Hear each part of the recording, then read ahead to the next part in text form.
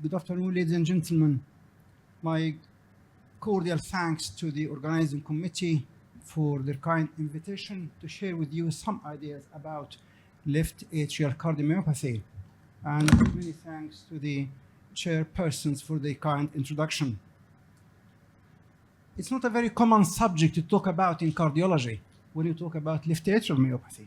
We talk about cardiomyopathy in general, which we mean by saying that the ventricles, we used to hate that going to the oral exam in the medical school, worrying about a couple of questions about cardiomyopathies. I'm talking about 40 years ago, 45 years ago. Anyway, a bit of background here to share together. Left atrial cardiomyopathy is defined as any complex structure or architecture, contractile or electrophysiological changes that affect the atrium with clinical consequences. It has been shown to be related to thromboembolism, even in the absence of atrial fibrillation. Atrial myopathy and atrial fibrillation together are strictly correlated and also related to myocardial fibrosis, as we all expect. Even in some of those patients, microscopic areas of scarring has been found to be related to atrial compliance and the development of atrial fibrillation.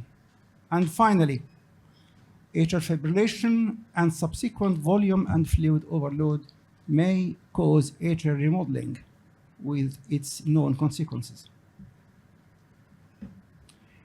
Let's talk about first the relationship between left atrial myopathy and ventricular cardiomyopathies, the one we know about. Patients with hypertrophic cardiomyopathy have been found to have atrial enlargement, as we see on this MRI study. You can see it in front of you here. No surprise. Why? Because the ventricle is thick, myocardium is stiff, so it builds up pressure in the atrium. Being of very thin myocardium, it stretches and it remodels. And here comes the relationship between left atrial myopathy or left atrial enlargement and ventricular anatomy. What about patients with dilated myopathy? Indeed, left atrial dysfunction has been found in these patients. And here you can see the relationship between left atrial volume increase with clinical outcome, irrespective of the presence of atrial fibrillation. Of course, the worst group is the purple one because they have atrial fibrillation. So now we have two myopathies in which left atrium is abnormal. What about restrictive cardiomyopathy? With restrictive myopathy, we have two types, the amyloid type and the idiopathic or the non-amyloid type. Here I'm presenting to you the amyloid group. And this indeed has also been found to have impaired left atrial function, as you can see it here, measured as longitudinal strain and the strain rate. But the question in this condition is it really a secondary phenomenon or it's primary? Pathological studies have shown that amyloid can infiltrate the atrial myocardium. So it could be primary, different from the hypertrophic and from the dilated cardiomyopathy story. And you can see here clearly that patients with enlargement of the left atrium, they have sort of exponential relationship with outcome in terms of atrial dysfunction. On the top, I'm sorry, the screen is not very helpful here.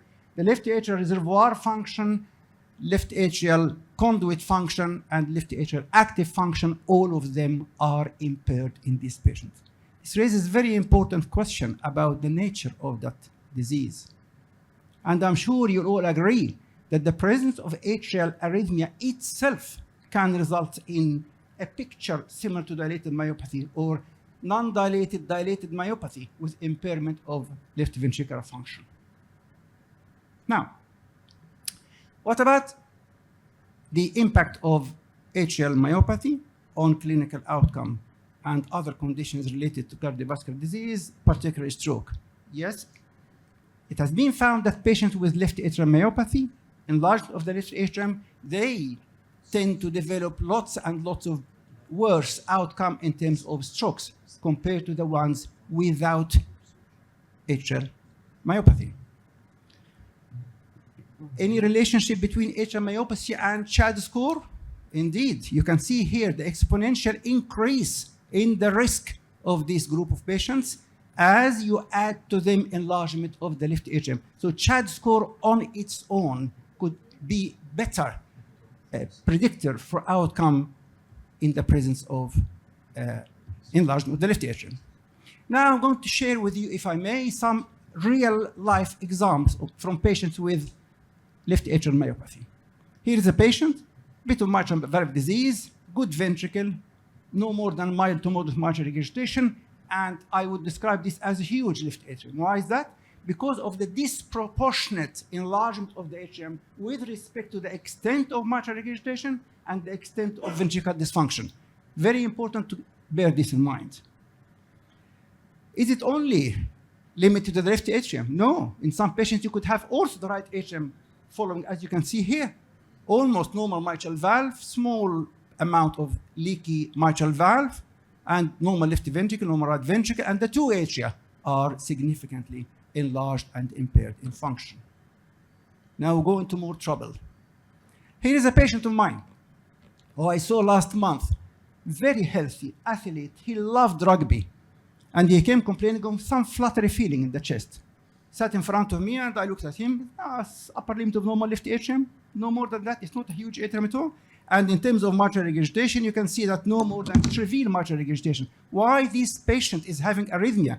On the superimposed ECG at the bottom, you can see flutter fib. So let us look at the ECG.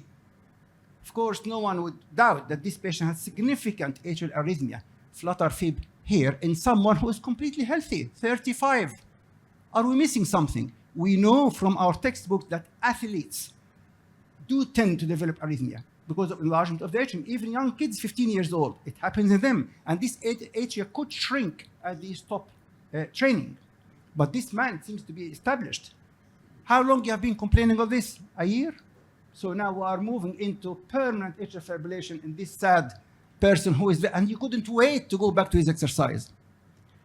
Another one, complaining of little feeling unwell sometimes. Is it related to anything in particular? No. Do you do exercise? No. And what we are seeing in front of us here, what I would say, normal heart. Do you agree? Normal heart. Now, we took this patient for a stress echocardiogram. I know that stress echocardiogram is not really recommended for cases like this. There was no evidence for wall motion abnormality, no coronary heart disease, but this is exactly what he developed. Arrhythmia strip from V1 at rest on the top and at peak stress at the bottom when we had to stop because of, as you can see here, the development of atrial arrhythmia. Can you see the patterns here? Some supraventricular with apparent conduction, probably 2-to-1, and at the bottom, flutter fib. And that was exactly the feeling that patient developed and came complaining of. Can we predict this when we look at family history? We might not. The evidence is weak, but again, I'm going to share with you two cases to finish my talk with. Here is a gentleman, family member, 65 years old, completely asymptomatic from a patient, from a family with one individual having HCM, hypertrophic myopathy. It's just family screening, completely asymptomatic. What do you think of this? Would the committee agree this is left atrial paralysis, isn't it? There is no P wave, nothing at all. Now, continue. Here is this patient's echo. Slightly enlarged left atrium, not huge. But because of the symptoms of that patient, he needed a pacemaker. But the clinician looking after the patient did not have this in mind. I'm talking about 10 years ago. He didn't have that idea in mind. So no P wave, give him a pacemaker because he's symptomatic. Justifiable.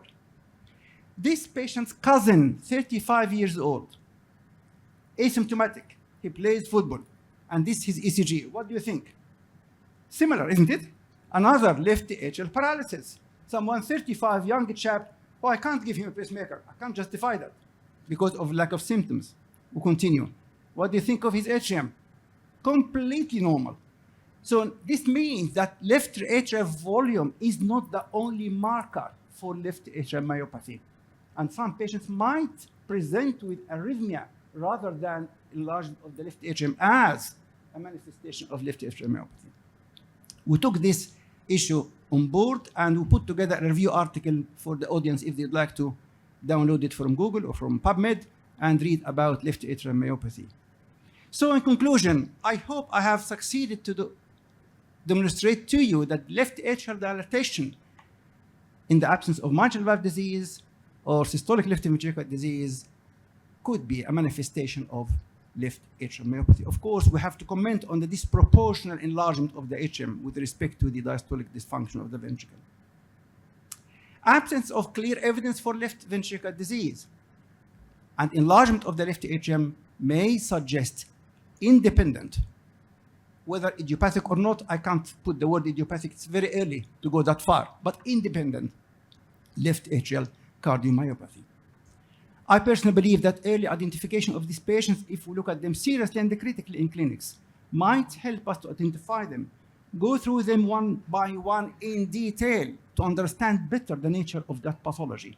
And we might be able to help them not developing further enlargement of the HM, fibrillation, high risk for thromboembolism, and bad clinical consequences. Thank you very much.